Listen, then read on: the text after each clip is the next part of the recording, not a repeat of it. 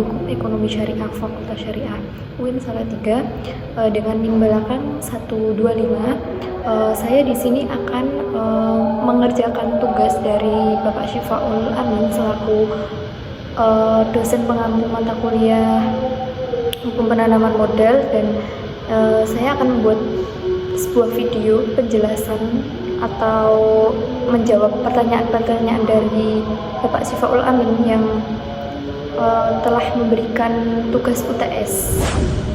1. Jelaskan bagaimana peranan hukum terhadap penanaman modal. Tentu saja saya akan menjawab pertanyaan yang pertama, yaitu peranan hukum terhadap penanaman modal sangat penting karena hukum menyediakan kerangka kerja yang mendukung iklim investasi yang kondusif, menjadi perlindungan hak-hak investor, serta menjaga kepastian stabilitas dalam kegiatan investasi.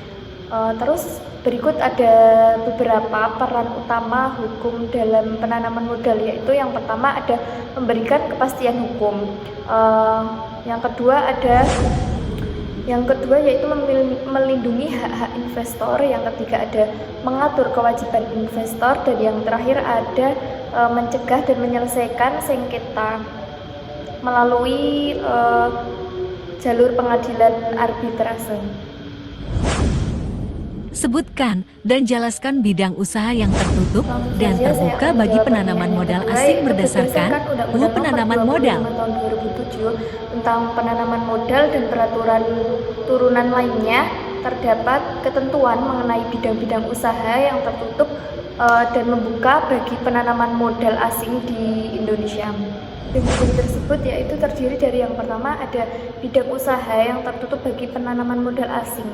Berdasarkan UU Penanaman Modal dan daftar negatif investasi yang diatur melalui peraturan presiden, terdapat beberapa bidang usaha yang dilarang bagi penanaman modal asing, yaitu bidang-bidang yang dianggap strategis bagi kepentingan nasional, keamanan budaya, serta pelestarian lingkungan. Yang kedua yaitu ada bidang usaha yang terbuka dengan syarat atau batasan. Ada bidang usaha yang terbuka bagi penanaman modal asing tetapi dengan syarat atau pembatasan tertentu. Pembatasan ini dapat berupa persentase maksimum kepemilikan asing, persyaratan kerja sama dengan perusahaan lokal, atau kewajiban tertentu lainnya. Ada pula bidang usaha yang terbuka sepenuhnya bagi penanaman modal asing. Ada pula bidang usaha yang terbuka sepenuhnya bagi investasi asing tanpa pembatasan kepemilikannya. Umumnya ini adalah sektor-sektor yang dianggap dapat mendukung pembangunan ekonomi tanpa mengancam kepentingan nasional. 3. Sebut dan jelaskan bagaimana tujuan dan kebijakan dalam penanaman modal berdasarkan UU No. 25 Tahun 2007. Tujuan dan kebijakan untuk mendorong dan mengatur investasi di Indonesia. Berikut ada beberapa tujuan dan kebijakan utama yang diatur dalam undang-undang tersebut. Yang pertama yaitu ada meningkatkan pertumbuhan ekonomi nasional, yang kedua ada menciptakan lapangan kerja, yang ketiga ada meningkatkan pembangunan ekonomi berkelanjutan, dan yang keempat ada meningkatkan kapasitas dan kemampuan teknologi nasional. Terus yang kelima ada meningkatkan kesejahteraan masyarakat. Selanjutnya kebijakan penanaman modal untuk mencapai tujuan-tujuan tersebut dalam Undang-Undang Nomor 25 Tahun 2007 menetapkan beberapa kebijakan penting, yaitu yang pertama ada kebebasan memilih bentuk usaha dan kepemilikan. Terus yang kedua ada kemudahan dan kepastian layanan perizinan. Terus yang ketiga ada pemberian investasi dalam kondisi tertentu. Yang keempat ada pemberian insentif. Yang kelima ada perlindungan bagi investor. Yang keenam ada kebijakan pengadilan dampak lingkungan. 4. Berikan penjelasan mengenai repatriasi dalam penanaman modal. Saya akan menjawab pertanyaan yang keempat, yaitu repatriasi dalam konteks penanaman modal mengacu pada proses pemulangan kembali keuntungan atau modal yang telah diinvestasikan oleh investor asing di suatu negara ke negara asal mereka. Repatriasi biasanya dilakukan dalam bentuk pengiriman kembali dana hasil keuntungan tersebut dan dividen bunga atau modal investasi yang awalnya ditanamkan di luar negeri tersebut. Tetapi negara-negara biasanya menetapkan kebijakan dan persyaratan tertentu seperti pajak repatriasi atau pembatasan nilai maksimum yang bisa direpatriasi dalam kurun waktu tertentu. Secara umum, tujuan dari kebijakan repatriasi dalam penanaman modal adalah untuk menjaga stabilitas ekonomi, mengendalikan aliran modal, serta memberi kepastian hukum dan iklim investasi yang baik bagi investor asing. 5. Berikan penjelasan mengenai kawasan ekonomi khusus dan regulasi yang mengaturnya. Yang nomor 5, yaitu kawasan ekonomi khusus atau KEK adalah area tertentu yang dibentuk oleh pemerintah dengan tujuan mendorong pertumbuhan ekonomi di wilayah tersebut melalui pemberian fasilitas dan investasi khusus bagi investor. KEK biasanya difokuskan pada sektor-sektor tertentu seperti manufaktur, pariwisata, logistik, atau teknologi untuk meningkatkan daya asing, menarik investasi, dan menciptakan lapangan kerja. Dalam KEK, pemerintah memberikan berbagai kemudahan melalui dari insentif pajak, kemudahan perizinan, hingga penyelesaian infrastruktur yang lebih baik. Menurut Undang-Undang Nomor 39 Tahun 2009 tentang Kawasan Ekonomi Khusus dan peraturan turunnya yang memberikan dasar bagi pembentukan, pengelolaan, dan fasilitas di KEK, pemerintah pusat berhak menunjuk wilayah tertentu sebagai KEK setelah mempertimbangkan potensi ekonomi dan strategi pengembangan wilayah tersebut. Nah, beberapa regulasi yang mengatur KEK di Indonesia yaitu yang pertama meliputi investasi pajak dan bea masuk, terus ada kemudahan perizinan, kemudahan impor, tenaga kerja asing, infrastruktur, dan fasilitas penunjang. Yang terakhir ada fasilitas keuangan dan perbankan. 6.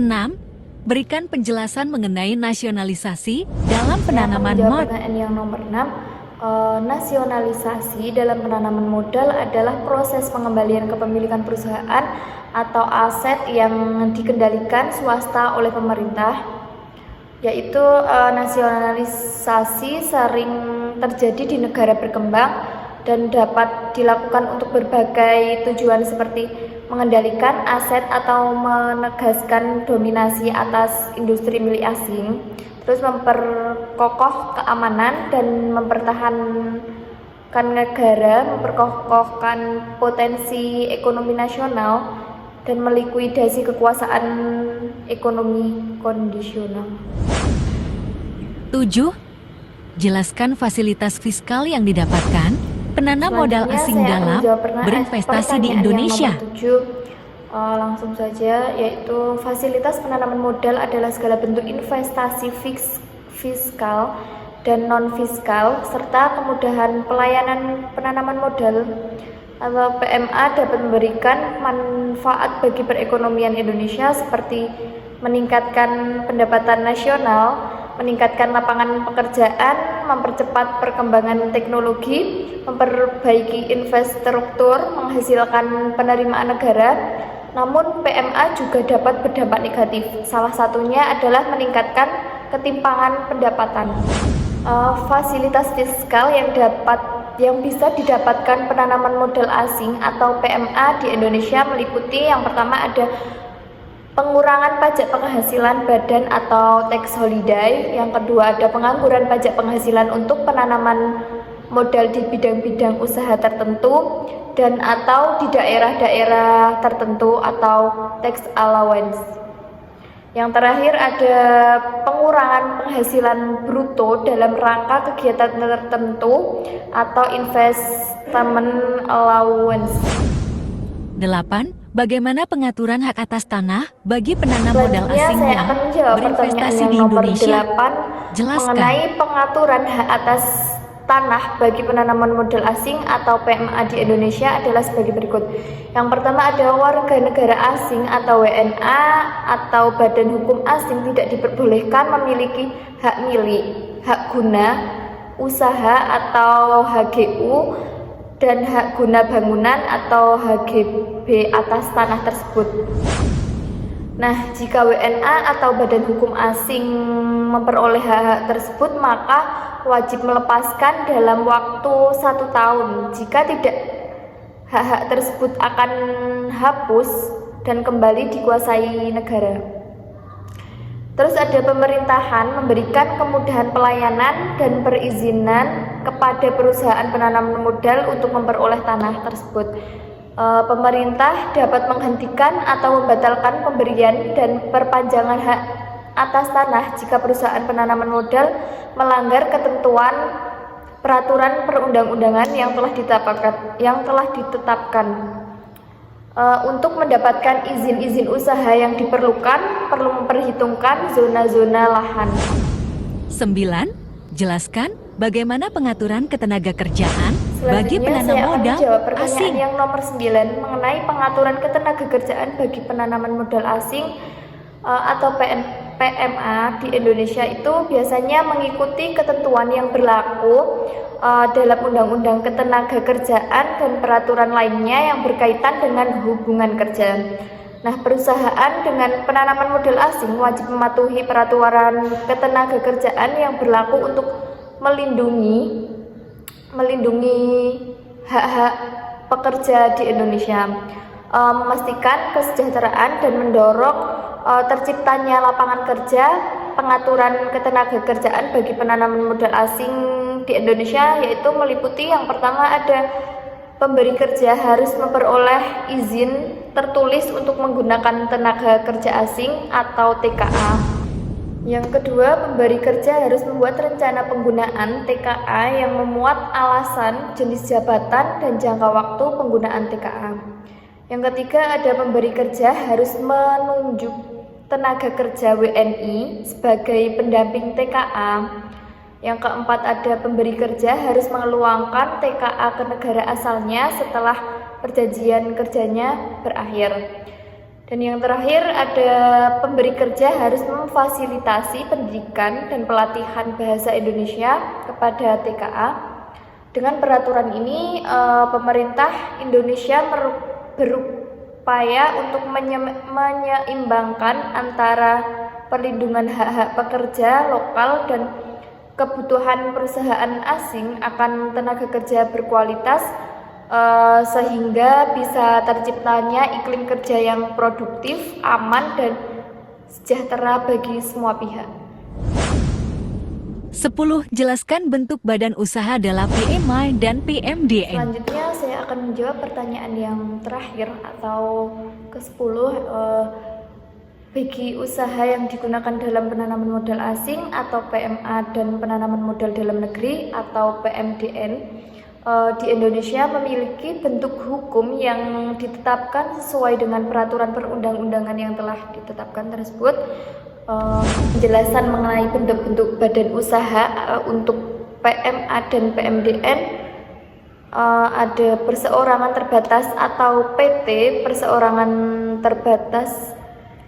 Itu adalah bentuk badan usaha yang paling umum digunakan untuk PMA atau PMDN di Indonesia. Terus perusahaan perseorangan tersebut adalah badan usaha yang didirikan dan dimiliki oleh satu orang tanpa status badan hukum.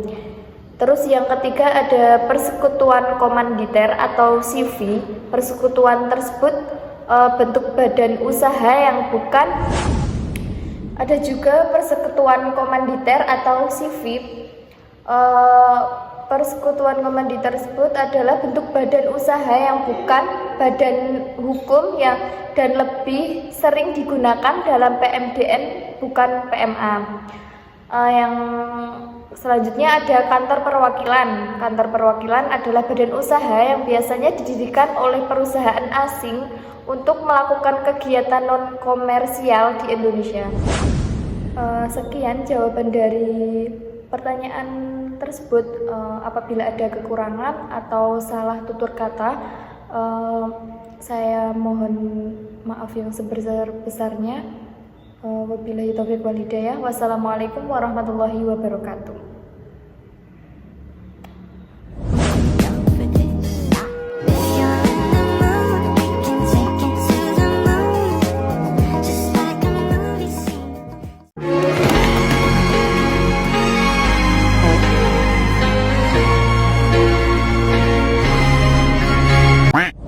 Yeah, yeah, Bobby Valentino.